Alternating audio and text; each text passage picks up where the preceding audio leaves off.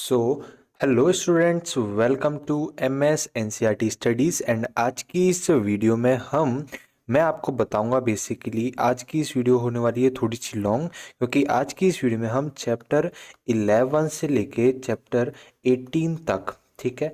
अब ये कौन से हैं? ये है आपके गद्य खंड के आरोह भाग के चैप्टर, ठीक है जी। आरोह भाग के ये सारे चैप्टर्स हैं और आज इन सभी के लेखक परिचय के बारे में हम पढ़ेंगे। आज इन सभी के एक ही वीडियो के अंदर हम लेखक परिचय करने वाले हैं। तो तैयार हो जाइए, चलिए शुरू करते हैं हमारी इस वीडियो को। और एक ही वीडियो में करेंगे तो थोड़ी सी हो सकता है वीडियो लॉन्ग बने।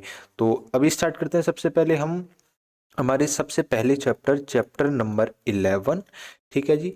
जो कि हम करने वाले हैं अब, जिसमें जो कवि हैं जो है महादेवी वर्मा जी। महादेवी वर्मा का लेखक परिचय स्टार्ट करते हैं। साहित्य रचना एवं समाज सेवा के क्षेत्र में महादेवी वर्मा का आदरणीय स्थान रहा है। हिंदी साहित्य में रेखा चित्र एवं संस्मरण विधा को आगे बढ़ाने में इनका अनुपम योगदान रहा। अपने संपर्क में आने वाले व्यक्तियों, साहित्यकारों, जीव जंतुओं आदि का संवेदात्मक चित्रण कर महादेवी ने अतीव मानविकता प्रदान की है। ये छायावादी युग की नारी संवेदना से मंडित कवित्री रही हैं। इनकी कविताओं में आंतरिक वेदना और पीड़ा की मार्मिक अभिव्यक्ति हुई है, जिससे वे इस लोक से परे किसी अव्यक्त सत्ता की ओर अभिमुख दिखाई देती हैं। इनकी जो प्रतिभा कविता और गद्य इन दोनों में अलग अलग स्वभाव लेकर सक्रिय रही है। गद्य के क्षेत्र में इनका दृष्टिकोण सामाजिक सरोकार के प्रति संवेदनशील रहा है। ये थोड़ी सी बात थी। अब बात करते हैं इनके।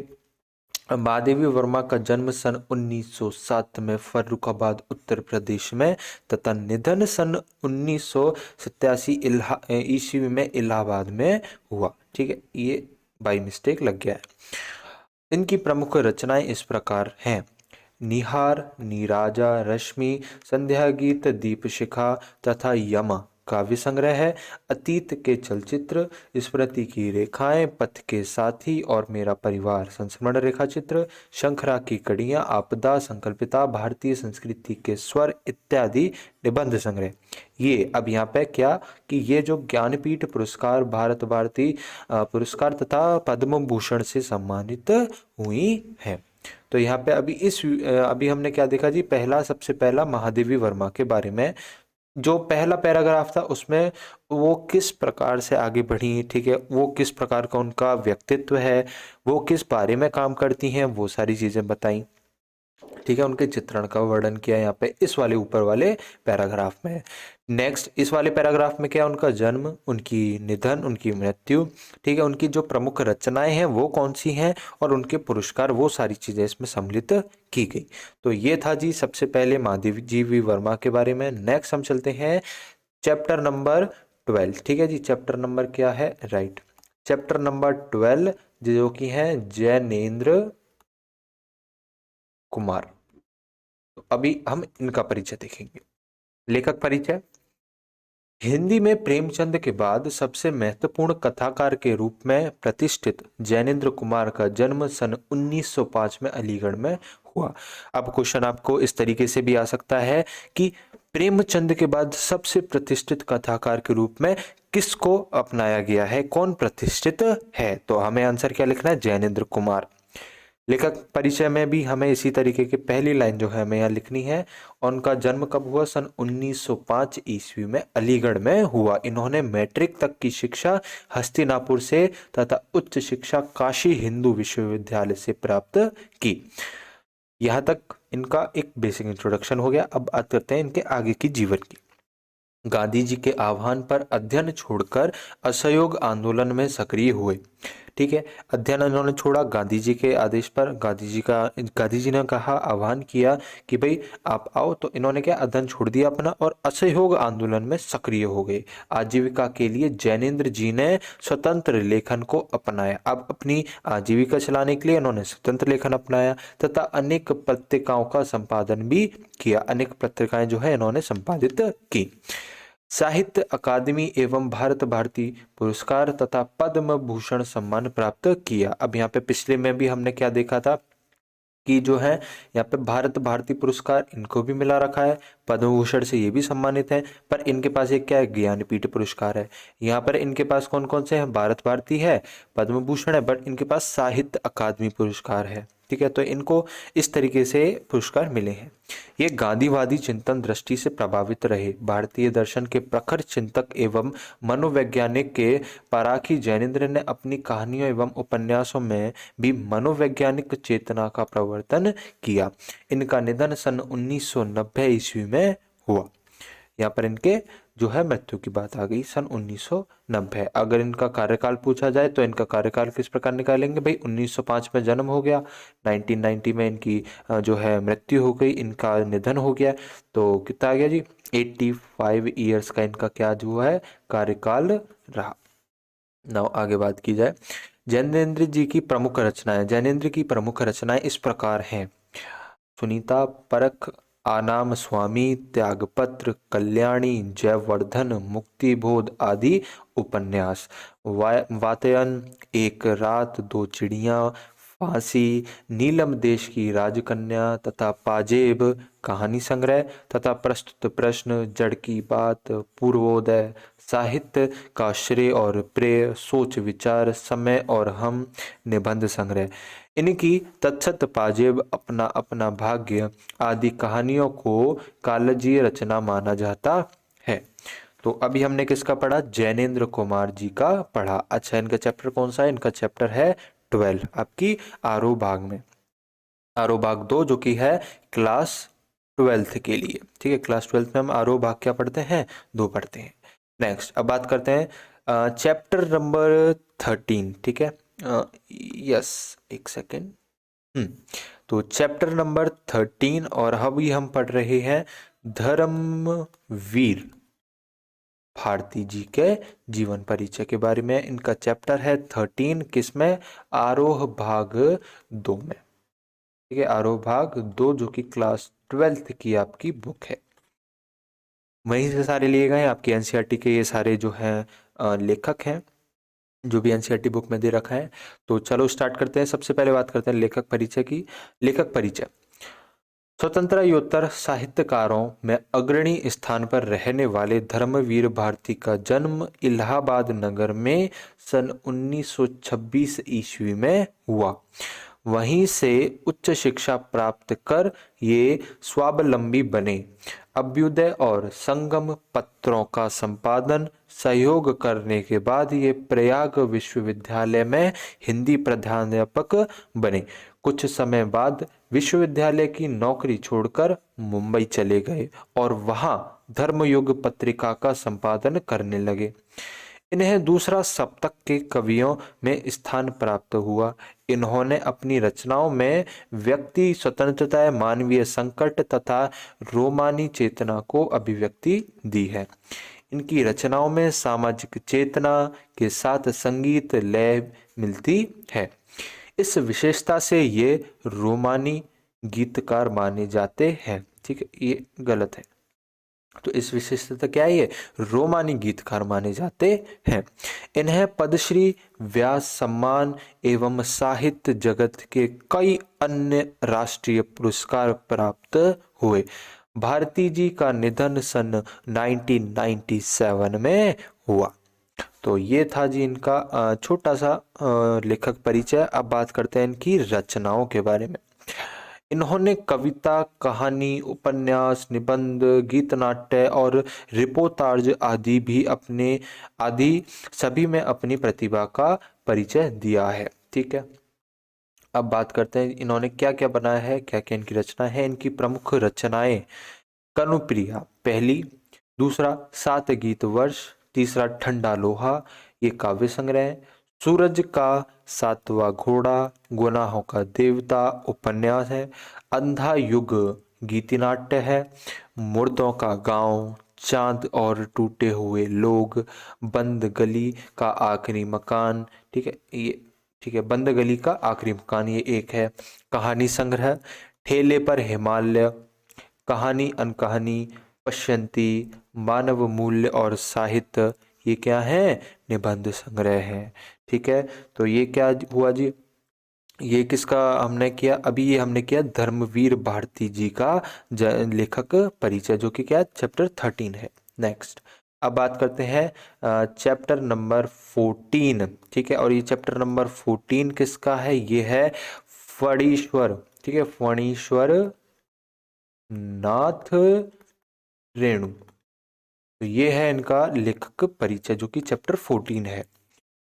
हिंदी साहित्य में प्रसिद्ध आचंक्लिक उपन्यासकार एवं कथाकार फणीश्वर रेणु का जन्म आरोही हिंगान, जिला पूर्णिया, अब अररिया, बिहार में सन 1921 में हुआ।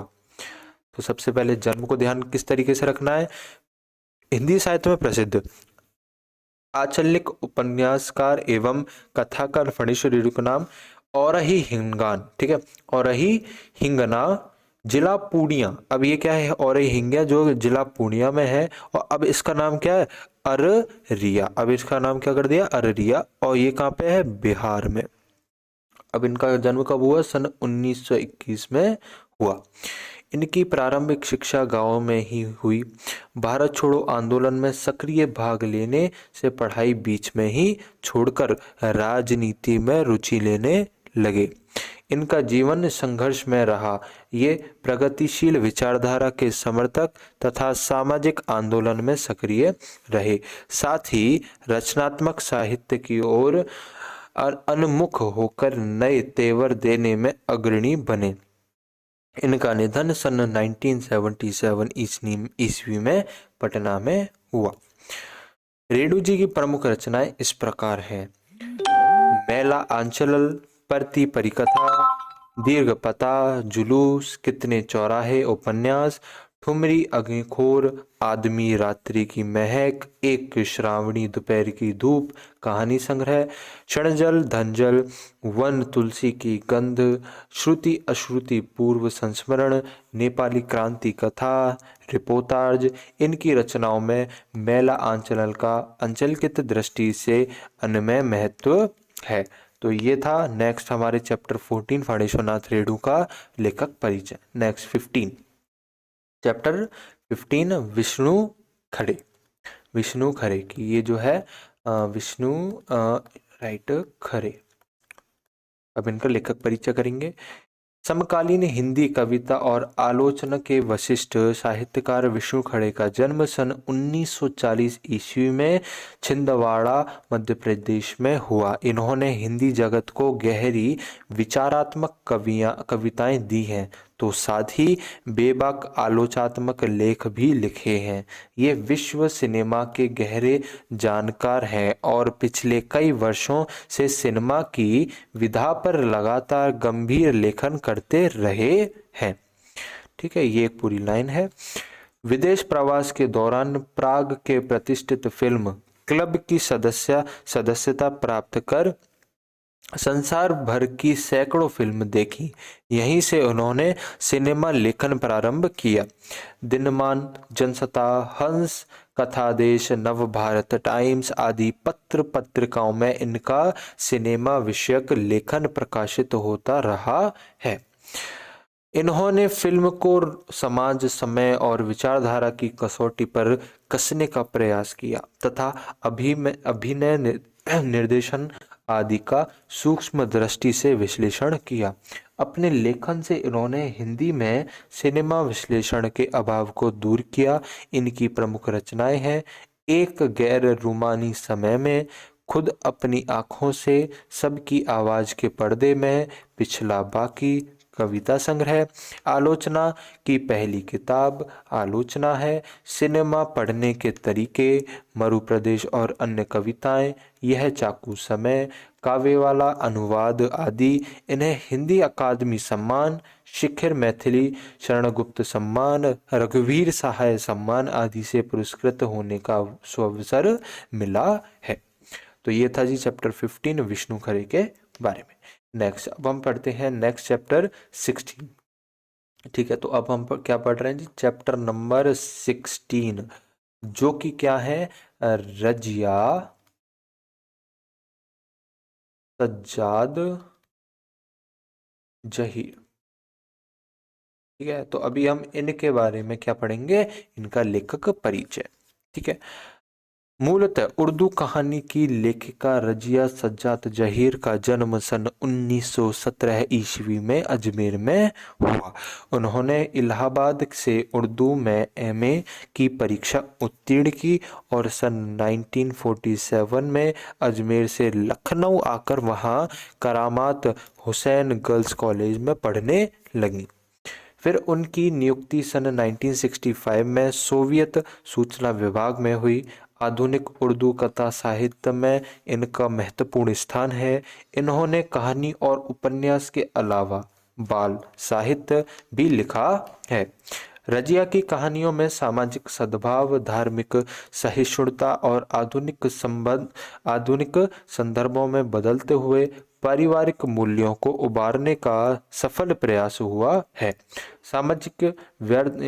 सामाजिक यथार्थ और मानवीय गुणों का सहज सामंजस्य इनकी कहानियों की विशेषता है। इनका निधन सन 1979 में हुआ। रजिया सज्जाद जहीर की रचनाएं इस प्रकार हैं। जर्द गुलाब उर्दू कहानी संग्रह। उन्होंने सोवियत भूमि नेहरू पुरस्कार, उर्दू अकादमी, उत्तर प्रदेश अखिल भारतीय लेखिका संघ अवार्ड का सम्मान पुरस्कार प्राप्त हुआ। ठीक है, तो ये जो है इनको इस प्रकार के सभी पुरस्कार प्राप्त हुए और ये था इनका लेखक परिचय। तो नेक्स्ट है चैप्टर नंबर 17, जिसका नाम है जिनके राइटर हैं हजारी प्रसाद द्विवेदी। इनके लेखक परिचय की बात करते हैं। आचार्य हजारी प्रसाद द्विवेदी का जन्म बलिया जिले उत्तर प्रदेश में सन 1907 ईस्वी में हुआ। आपने काशी हिंदू विश्वविद्यालय से उच्च शिक्षा प्राप्त की तथा गुरुदेव रविंद्रनाथ ठाकुर के निमंत्रण पर शांति निकेतन में हिंदी भवन के निदेशक रूप में रहे। वहाँ का शांत और साहित्यिक वातावरण उनकी साहित्य साधना के लिए वरदान सिद्ध हुआ। सन 1950 ईस्वी में द्विवेदी जी काशी हिंदू विश्वविद्यालय में हिंदी के प्रोफेसर बनकर आए। भारत सरकार में भी उन्होंने सेवाएं दी। द्विवेदी जी उत्तर प्रदेश हिंदी ग्रंथ अकादमी के अध्यक्ष तथा पंजाब विश्वविद्यालय के कुलपति भी रहे। इनका अध्ययन क्षेत्र अत्यंत व्यापक था। ये संस्कृत, प्राकृत, अपभ्रंश आदि भाषाओं तथा इतिहास, संस्कृति, दर्शन, ज्योतिषी और आधुनिक ज्ञान विज्ञान आदि में विशेष दक्षता रखते थे। निबंध एवं आलोचना के क्षेत्र में इनका विशेष महत्व था। इनका निधन सन 1979 ईस्वी में हुआ। द्विवेदी जी की प्रमुख रचनाएं हैं अशोक के फूल, कल्पता, विचार और वितर्क, कुटुज, विचार प्रवाह, आलोक पर्व, प्राचीन भारत के कलात्मक विनोद, निबंध संग्रह है। चारूचंद्र लेख, बाणभट्ट की आत्मकथा, पुनर्नार्व, अनामदास का पोथा उपन्यास है। सूर साहित्य, कबीर, हिंदी साहित्य का आदिकाल, नाथ संप्रदाय, हिंदी साहित्य की भूमिका, कालिदास की लालायित योजना इत्यादि आलोचनात्मक कृतियां तथा कुछ संपादित ग्रंथ। इन्हें साहित्य अकादमी ने विशिष्ट पुरस्कार से और भारत सरकार ने पद्म भूषण उपाधि से सम्मानित किया। तो ये था किसका, हजारी प्रसाद द्विवेदी जी का, जो कि चैप्टर 17 जो हमारी बुक में है, इनका लेखक परिचय। नेक्स्ट लास्ट चैप्टर हमारा बचता है जो कि है चैप्टर नंबर 18। ठीक है जी, किसका है, बाबा साहेब भीमराव अंबेडकर। ठीक है, तो चलिए स्टार्ट करते हैं। लेखक परिचय। मानव मुक्ति के प्रखर चिंतक डॉक्टर भीमराव अंबेडकर का जन्म सन 1891 ईस्वी में मूह मध्य प्रदेश में हुआ। प्राथमिक शिक्षा प्राप्त करने के बाद बड़ौदा नरेश के प्रोत्साहन से उच्चतर शिक्षा के लिए न्यूयॉर्क और फिर लंदन गए। यहाँ थोड़ी सी दिक्कत है बट आई होप आपको समझ में आ गया होगा। नेक्स्ट, उन्होंने अनुवाद के जरिए पूरा वैदिक वाङ्मय पढ़ा और ऐतिहासिक सामाजिक क्षेत्र में अनेक मौलिक स्थापनाएं प्रस्तुत की। सब मिलकर वे इतिहास, मीमांसक, अर्थशास्त्र सामाजिक शास्त्री, शिक्षाविदा तथा धर्म दर्शन के व्याख्याता बनकर उभरे। स्वदेश में कुछ समय तक वकालत की, समाज और राजनीति में अत्यधिक सक्रिय भूमिका निभाते हुए उन्होंने अछूतों, स्त्रियों और मजदूरों को मानवीय अधिकार एवं सम्मान दिलाने के लिए अत्यधिक संघर्ष किया। ये भारतीय संविधान के निर्माताओं में से एक थे। डॉक्टर अंबेडकर जातिवाद उत्पीड़ना के कारण हिंदू समाज से लगाव त्याग कर बुद्ध के समतावादी दर्शन की ओर उन्मुख हुए तथा बौद्ध धर्म के अनुयायी बन गए। एकांत साधना, मानव मुक्ति की कामना, जन कल्याण की भावना और बहुमुखी विद्वता से ये समाजवादी समाज के मार्गदर्शन बने। सन 1956 में इनका निधन हुआ। डॉक्टर भीमराव अंबेडकर की प्रमुख रचनाएं हैं the cost in India, their magazine, A Genesis and Development, Who Are the Shudras, Buddha and His Dhamma, Thoughts and Linguistic State, The Rise and Fall of the Hindu Women, Labor and Parliamentary Democracy, Buddhism and Communism आदि पुस्तकें व भाषण। मूकनायक, बहिष्कृत भारत, जनता पत्रिकाओं का संपादन। हिंदी में इनका संपूर्ण साहित्य भारत सरकार द्वारा प्रकाशित किया गया है। तो ये थे जी चैप्टर नंबर 11 से लेके चैप्टर नंबर 18 तक के सभी लेखक परिचय। ठीक है जी, सभी लेखक परिचय हमने यहाँ पे एक ही वीडियो के अंदर हमने कवर कर लिया। आई होप आपको वीडियो पसंद आई होगी। ठीक है, सभी अच्छे से आपने पढ़ भी लिए हुए होंगे, है ना। और अगर इसी तरीके का आपको क्लास 12 का कंटेंट चाहिए तो भैया चैनल पे जाइए। ठीक है, चैनल पे जाइए, यूट्यूब पे खोलिए MS NCERT स्टडी और वहाँ पे जाके आपको पूरी प्लेलिस्ट मिल जाएगी। तो हम मिलते हैं इसकी नेक्स्ट वीडियो के अंदर किसी नए टॉपिक के साथ में। तो thank you so much for watching this video. Good bye.